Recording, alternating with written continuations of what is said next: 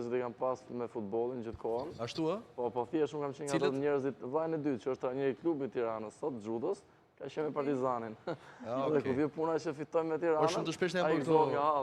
Shumë të shpeshtë janë për këto shkëmbimet, ë, mes Partizanit Tiranës. Po, unë vetë realisht kam qenë gjithë jetën time me Dinamon. Me Dinamon. Se aty kam nisë edhe hapët e mia të para. Një iri me Dinamon?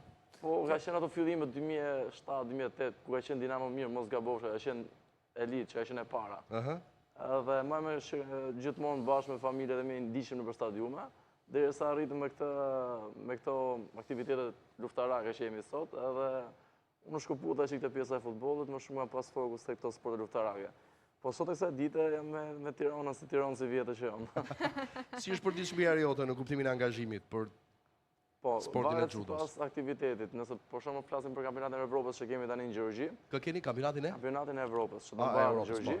Është një grumbullim që bëjmë 3 muaj para, 4 muaj para, që bëjmë 3 herë në ditë stërvitjet, si në gjesit, si në orën 10 prapë në gjes, edhe mas dite njëkohësisht, edhe i kombinojmë këto pjesën e stërvitjes, dhe do të doja të thoja që nëse do të kesh një ekip mirë, do të jetë një trajner shumë i mirë.